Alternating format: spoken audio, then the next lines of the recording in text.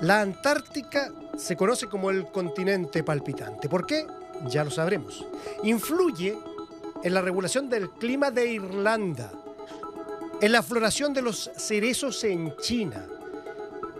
Tiene influencia en lo que pasó a ser hoy el desierto de Atacama, el más árido del mundo, entre otras muchas consecuencias que deja en el resto del mundo, que moldea no solamente las corrientes marinas, sino que el clima. Incluso hace miles de millones de años hubo dinosaurios en la Antártica. Queremos conocer más de este continente que debemos proteger, conservar y que nos va enseñando a través del estudio de los científicos sobre nuestro pasado y nos advierte de lo que nos espera en el futuro. Por eso, tema trascendental para tocar en este cambio de grado con Christine Trevisan, investigadora del Instituto Chileno Antártico.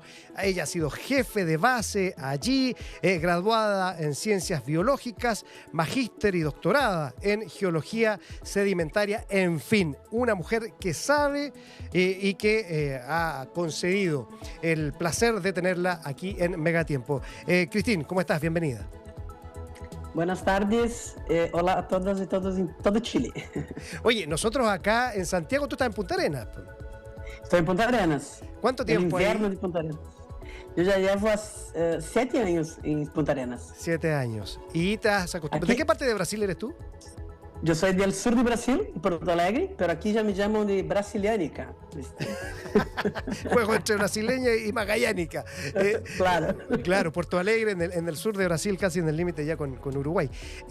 Claro. Bueno, queremos aprender más de la Antártica. Es increíble cómo el continente, que es el más nuevo descubierto por el ser humano, influye en todo el resto del mundo. En todos estos años de investigación, si tuvieras que buscar el hecho que más te ha llamado la atención o que más te ha sorprendido, ¿cuál sería? Bueno, en primer lugar, quero agradecer, Alejandro, que comentaste que na Antártica del passado houve dinossauros. Mi formação é paleontologia, sou paleobotânica. Estudo as plantas fósseis que viveram no passado da Antártica. Estamos falando do período Cretácico, aproximadamente 90 milhões de anos. E, además de haver dinossauros na Antártica do passado, estiveram grandes bosques exuberantes, com araucárias, com notofagos, com muitos helechos. Então, a Antártica, además de hoje ser muito importante, como comentaste, do regulador do clima, hace parte do equilíbrio do clima global, no passado também teve uma história bastante conectada com outros continentes, certo? Com a América do Sul, com Nova Zelândia, com a Austrália. E é muito interessante isso, porque toda vez que vamos à Antártica, no meu caso, quando vou a terreno a buscar esses fósseis de plantas, depois volvemos e começamos a trabalhar com essa flora fóssil, que viveu há milhões de anos na Antártica, e encontramos muitas plantas que hoje vivem em continentes distribuídas no hemisfério sul. Então, incluso em Chile, temos a araucária, temos maníos, certo? Os notofagos, muitos helechos. Isso é muito interessante. Eu creio que, em minha opinião, essa parte da história natural da Antártica do passado é o que mais me fascina. E, falando sobre o clima global, também é interessante comentar que, neste período, solamente a concentração de dióxido de carbono era 2 ou 3 vezes mais alta da que vivimos hoje, que temos hoje no planeta Terra. Ya, pero en circunstancias absolutamente distintas, sin el ser humano en la Tierra, ¿o no? Exatamente, claro.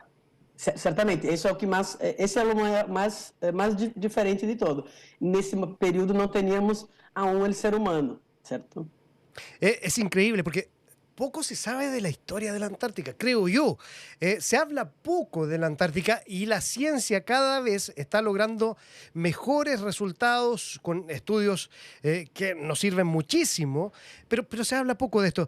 A ver si profundizamos un poquito, porque de repente nos pueden estar viendo los niños y escuchar. Claro. Escuché bien que hubo dinosaurios, que hubo selva, digámoslo, en términos fáciles, allí en la Antártica. ¿En qué periodo se concretó eso? ¿Por qué la hubo? ¿Por qué desapareció? Si nos vas contando un poquito de eso. Claro, é importante comentar que a Antártica, no passado, como havíamos comentado, fazia parte do grande continente que se chamava Gondwana, que Claro. são o continente que estava ubicado no sul. E nesse período, então, tínhamos dinossauros, tínhamos dinossauros grandes, por exemplo, um dos mais, creio que mais conhecidos, principalmente pelos niños, são o Criolophosaurus, que hoje os científicos muito criativos lo puseram o nome porque ele tinha uma cresta em sua cabeça, então lo chamam el Elvisaurus, em homenagem ao cantante Elvis Presley. Elvis Presley.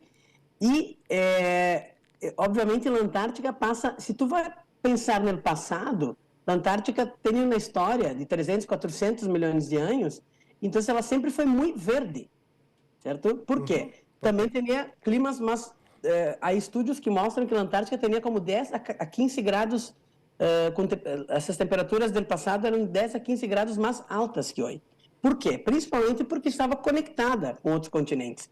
Então, é mais ou menos quando ela começa a separar-se desses continentes, é como prender em tu casa o aire condicionado. Então, aí sim, no momento que se cria essa corrente polar circunantártica, que tantas pessoas falam hoje, que também é uma reguladora, tem função como reguladora do clima global, aí sim, somente nesse período, estamos falando de mais ou menos 27 a 30 milhões de anos, a Antártica começa a ter gelo. E, desde esse tempo, ela começa, então, a congelar-se, quando queda mais aislada, queda sola, e não mais com os outros continentes conectados. Claro, se ubica ahí en el polo, claro, recibe mucho menos energía del sol en esa ubicación y comienza a congelarse. Y a propósito, lo decía en la introducción, la Antártica es conocida como el continente palpitante. A ver si nos puedes explicar de eso, que crece y se achica, ¿cómo es eso? Claro, isso também é muito interessante, porque eu creio que hoje a ser ciência na Antártica tem uma função e uma importância muito grande, certo? Bueno, e também, ademais de ser muito desafiante, porque chegar à Antártica, a parte logística não é tão simples, certo? Necessitamos bom clima, às vezes quedamos aqui em Punta Arenas, vêm companheiros de todo o mundo e acabamos esperando o navio ou o avião poder sair dias, porque o clima, sempre comentamos em Antártica, quem manda realmente é o clima. Em Antártica, ela prova disso. Então, também ela tem essa função de também ser como um laboratório natural, certo? Para os científicos e as científicas estudarem diversas áreas. Hoje, agora, há pouco, tivemos em Chile o SCAR, que foi a maior reunião de científicos e científicas que se relacionam e que fazem investigações na Antártica. Então, ela também atua como um regulador natural do clima, certo? Já que sua vasta capa de gelo refleja uma grande quantidade de radiação solar. Então, isso ajuda muito a manter as temperaturas globais mais baixas, certo? Os câmbios na Antártica, com o derretimento acelerado dos glaciares atualmente, não só aumentam o nível do mar, sino que também podem alterar as correntes oceânicas, certo? E também os padrões climáticos em todo o hemisfério sul. E principalmente afetando o Chile, que é um país muito próximo da Antártica. E também seus vecinos. Eu sou brasileira e sei que, hoje em dia, a agricultura, que é a maior fonte de economia brasileira, também depende do clima em Antártica. Absolutamente, claro. Y te decía yo del continente palpitante porque en los inviernos el mar que rodea la Antártica se va congelando, gana kilómetros cuadrados y claro, en el verano al aumentar la temperatura se empieza a derretir. Entonces, si tú haces un time-lapse, grabaras desde el espacio de la Antártica, se agrandaría y se achicaría. Pero cada vez... Claro, e por isso, só para complementar, e por isso não podemos ir à Antártica no inverno, por essa massa de gelo que cresce mucho. Exactamente, pues las temperaturas son invivibles. Por eso los vuelos comerciales, por ejemplo, tampoco sobrevuelan la Antártica. Datitos curiosos que vamos conversando a esta hora en Cambio de Grado con Christine Trevisan, que es investigadora del Instituto Chileno Antártica, hablando de este continente maravilloso, pero que lamentablemente, hemos hablado de la historia, que es tu tema, pero hablemos un poquito del presente.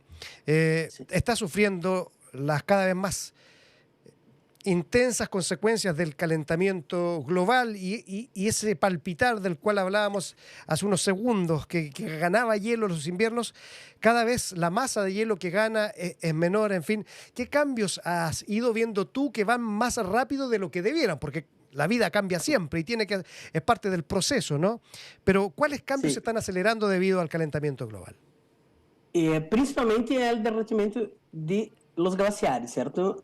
Eu, como investigadora que busco as rocas, é terrível falar isso, mas nós que trabalhamos com paleontologia e geologia, não vamos trabalhar com o gelo. Então, sempre vamos buscar as áreas livres de gelo.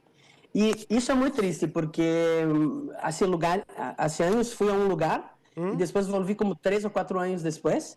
Então, chegávamos a esse lugar e sempre havia gelo. Eu tinha que subir na base búlgara, na isla Livingston, na Antártica, e teníamos que subir desde o mar com motos nieves, imagina. Claro. E passou como 2 anos, uma expedição não fui, volvi a ir como 2 anos depois, e impressionante, já não tínhamos mais gelo, principalmente. Teríamos aí que poderíamos ir caminhando em las rocas. Isso é um comentário pequeno, mas vemos isso muito, incluso agora, são dados malos, mas são bastante impactantes, porque tive uma professora que ia à Antártica e há pouco começamos a buscar suas fotos desses lugares que ia buscar fósseis. E Alejandro, é terrível, porque muitos desses lugares agora queremos volver, porque é impressionante como esse gelo foi retrocedendo. Estamos falando de 15, 20 anos. Não estamos falando nem de muito tempo. E para a paleontologia isso é interessante, porque podemos ter mais áreas livres de gelo. Mas comparando essas fotos, é triste. Não é bonito ver essas imagens. É terrível. Então, eu creio que essa parte do derretimento de gelo está bastante forte e, obviamente, isso sabemos hoje que é causado por o aumento do dióxido de carbono na atmosfera e é causado por o ser humano, infelizmente. Exactamente. ¿Y qué otros diagnósticos o qué otras cosas distintas a las que debiera haber has presenciado? Porque estás hablando del derretimiento de los hielos. Pero me imagino en otros aspectos de la biodiversidad también se evidencia esto, ¿no? Claro. Isso também afeta muito a biodiversidade toda da Antártica, principalmente, falando de novo de gelo, de los glaciares, há muitas espécies como pinguinos que dependem desse substrato, né, de gelo para poder viver. Outro tema que eu me dou conta há um tempo é a precipitação da lluvia. Isso também me impactou nos últimos anos. Por quê? A Antártica é um lugar que não deveria estar chovendo, e sim deveria estar nevando, certo? Claro. E agora, as últimas expedições, eu me quedei bastante impactada com o aumento da precipitação na Antártica. Então, há muitos dias, incluso, que às vezes não poderíamos ir a terreno porque chovia, mas estamos falando de lluvia, e não de gotitas pequenas. Isso também seguramente é devido ao câmbio climático que a Antártica sofre actualmente. Absolutamente. Y bueno, en otros aspectos de la biodiversidad he leído estudios que hablan que está reapareciendo lo que hablábamos al principio, que era parte de la historia, ¿no? De tener árboles, decías tú, pero está apareciendo, no sé, pasto, por ejemplo, en algunos sectores. ¿Sí? Sí, claro. La Antártica, como estávamos comentando, é um lugar de ecossistemas, ecossistemas que são únicos aí na Antártica. Então, eles estão altamente adaptados, certo? E a esse ambiente, eles não se encontram em nenhum outro lugar do planeta. Então, manter esses ecossistemas prístinos seria fundamental para preservar a biodiversidade global que é única e vive aí, certo? Então, há muitas espécies na Antártica hoje, desde micro-organismos até pinguinos, como comentei antes, que jogam roles claves nesses ciclos ecológicos desse ecossistema. Então, a degradação desses ecossistemas, obviamente, hoje vemos que está afetando, tem como efeitos cascadas, não? Que se pode dizer, que afetam, então, claro, um efeito dominó que afeta essas redes alimentares, como comentei, desde micro-organismos até os animais mais grandes, não? E isso afeta diretamente a biodiversidade dessa região. Então, isso também é um câmbio que vemos bastante na Antártica. Não somente... e sobre os pastos, sobre os pastos também. Há áreas, muitas pessoas que quando hago as charlas, não, falando da Antártica verde do passado, perguntam, e a Antártica pode ser verde de novo? Certo? Obviamente, a resposta é sim. E hoje já vemos muitas áreas. E também uma outra notícia que não é tão boa, com espécies de plantas invasoras, o que também isso pode afetar muito a biodiversidade, porque está cambiando muito o ambiente de aí.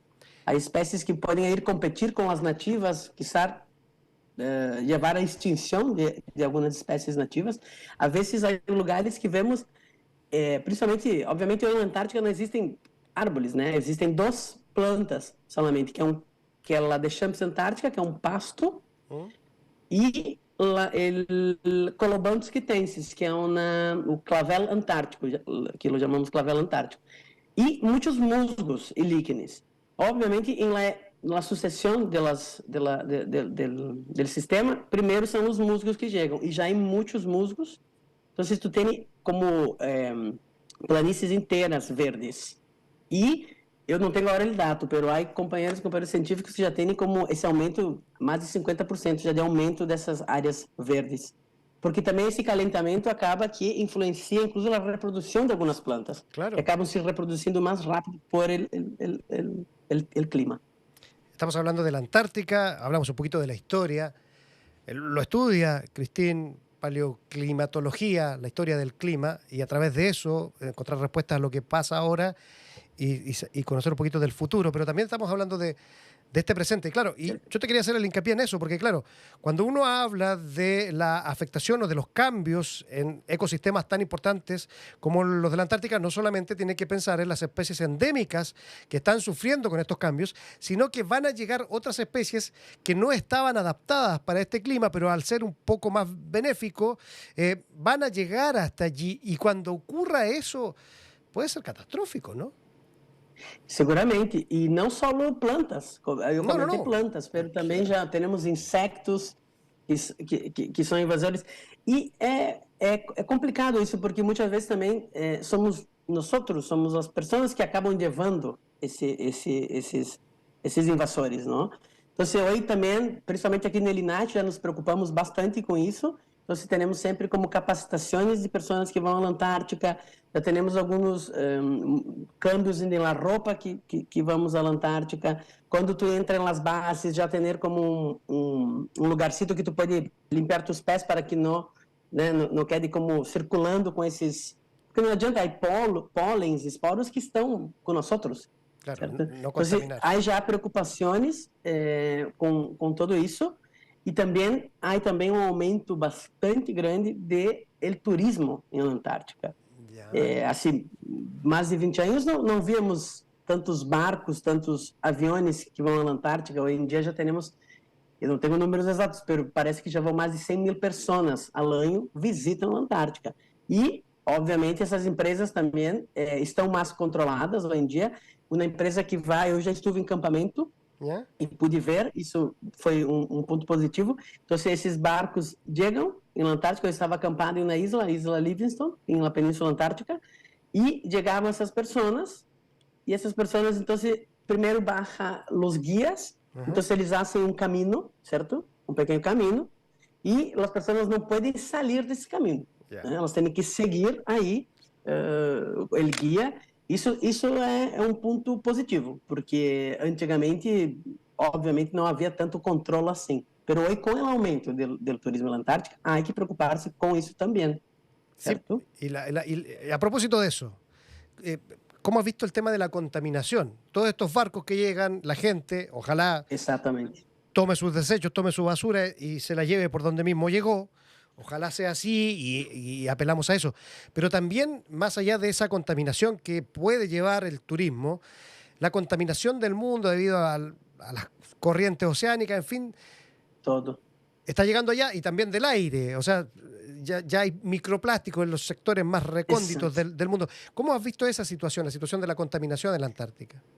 Claro, aqui eu tenho um companheiro no Elinat também que trabalha com somente microplásticos. E não só microplásticos, nanoplásticos, que são no tamanho são mais pequenos que o microplástico. E aí é um outro problema, não é só o aire, também os oceanos, pelas correntes oceânicas, também esses plásticos. Inclusive, agora há um estudo recente que está tentando identificar de onde vem esse plástico todo. E é impressionante, Alejandro, porque esse plástico vem de todo o mundo e chega aqui na Antártica. Claro. E aí é o outro problema. Normalmente, ok, o plástico é visível, tu pode verlo, quizás pode limpiarlo. Pero o micro e o nanoplástico, há espécies de krill, que é a base da cadeia alimentar na Antártica, que já está contaminada. Há invertebrados marinhos contaminados. Não só nos vertebrados, também esses invertebrados marinhos. Isso afeta toda a cadeia de biodiversidade da Antártica. Porque, por exemplo, o krill é o principal alimento de praticamente todas as espécies que vivem na Antártica. Então, isso também é bastante complicado. E não só como falamos aqui, o micro e o nanoplástico, também vemos, às vezes, vamos a terreno e vemos desechos de navios, de barcos, isso é triste. Sempre que vemos isso, tentamos, redes, claro, sempre que vemos isso, intentamos limpiar, pero no es siempre posible. Es imposible. Yo no tengo la suerte de conocer la Antártica.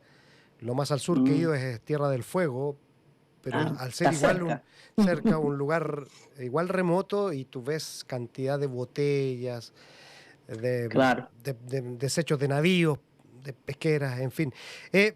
Sí, tú tocabas un punto muy importante, el krill, que es el alimento fundamental. Hay especies que viajan miles de kilómetros año a año solo a alimentarse del krill. Además, el krill, a través de las mismas corrientes oceánicas, se distribuye llevando alimento, llevando vida hacia otras zonas del planeta. O sea, estamos hablando de eso, ¿no?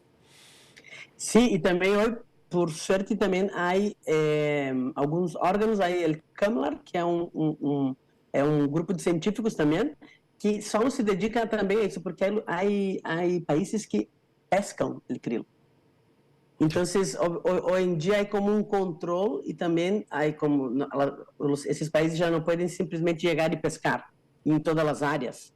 Mas é muito triste porque acaba que temos que criar sistemas para, certo, conscientizar alguns governos ou pessoas, países que não podem fazer isso, certo?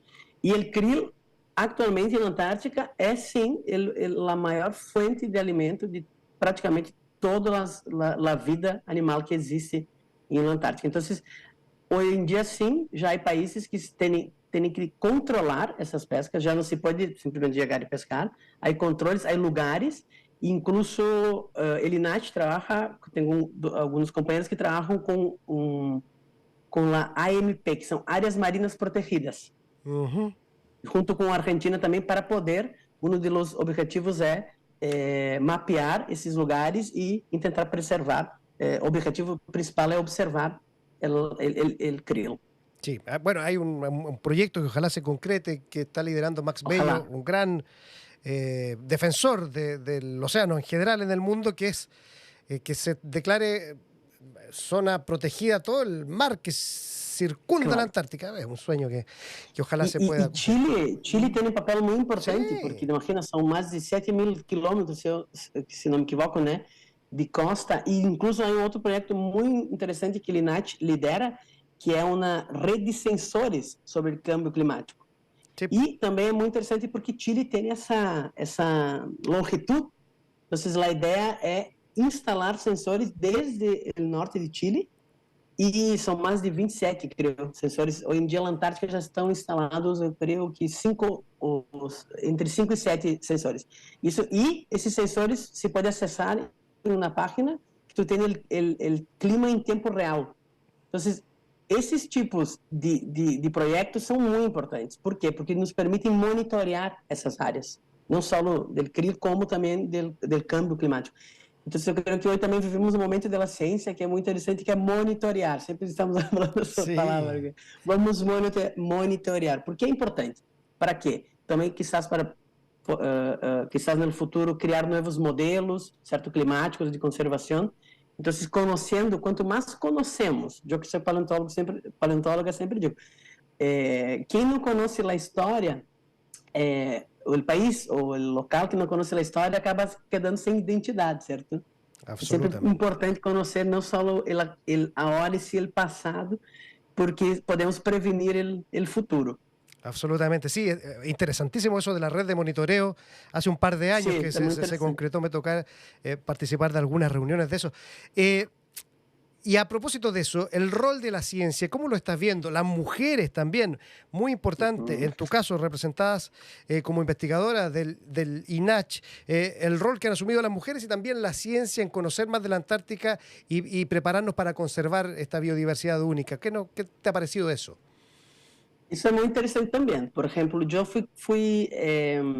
tuve uma professora, que foi uma mulher, que imagina, Alejandro, ella foi a primeira vez na Antártica em 1981.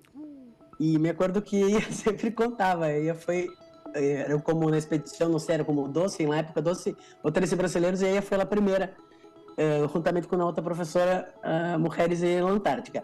E hoje não, hoje é muito gratificante ir à Antártica e, por exemplo, eu vou como jefe de base e tenho um equipo logístico e me acordo da primeira vez eram muito menos mulheres, mas hoje eu tenho uma patrona de nave, né, que essas que manejam o bote, que é mulher, certo? Eu tenho tenho funcionários que podem manejar as máquinas da Antártica também. Então, isso é muito importante. Por quê? Porque visibiliza também a ciência, a mulher na ciência antártica. Hoje, somente o INACH já tem mais de 50% dos projetos são liderados por mulheres. Não só que vão à Antártica, mas que lideram projetos científicos. Então, eu vejo isso como muito importante, porque eu creio que a mulher sempre, em toda a história, hizo ciência, mas muitas vezes não foi visibilizada.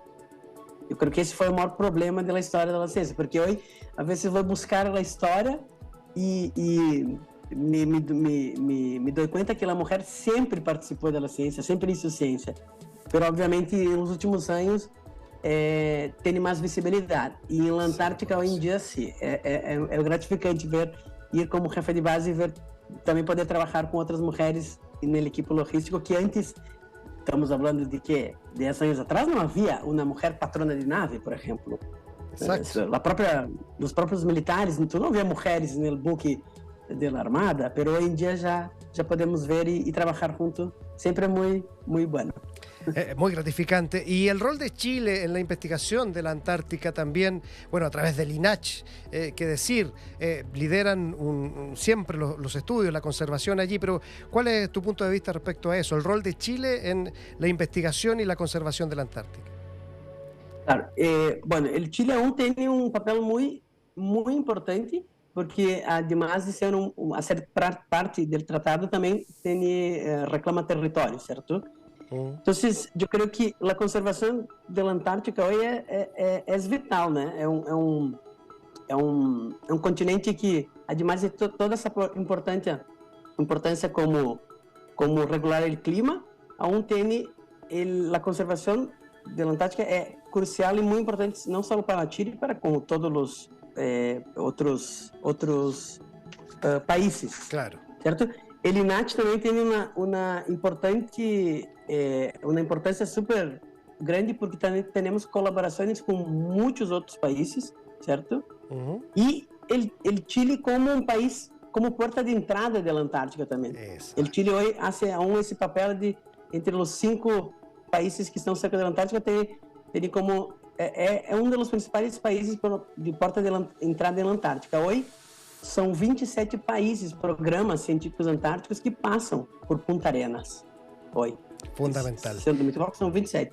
Então, por exemplo, não sei por quê, como brasileira, os brasileiros todos os anos acabam passando aqui para poder chegar à Antártica.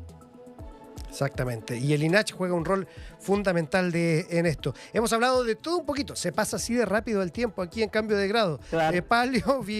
De biogeografía, de paleoecología, de paleoambiente, de paleoclima, que es lo más que directo, de paleobotánica, vale decir, del estudio del pasado de todas estas áreas de la ciencia con la doctora Christine Trevisan. Muchas gracias por darte el tiempo de conversar con nosotros e ilustrarnos de las maravillas del pasado, presente y cómo se proyecta el futuro de la Antártica. Muchas gracias por estos minutos. Muchas gracias por ustedes por el interés siempre en la Antártica. Yo creo que también es siempre importante visibilizar el papel de la Antártica no solo en el cambio climático, sino también en toda la ciencia mundial. Ahí estaba Cristina. Entonces, muchas gracias. Y ustedes, me imagino, se sorprendieron con esta conversación. Hubo dinosaurios en la Antártica, hubo bosques en la Antártica. Lo escucharon aquí en Cambio de Grado, en donde aprendemos, no solamente hablamos del tiempo aquí en Megatiempo. Entonces, gracias por la sintonía, por seguirnos y será hasta cualquier momento.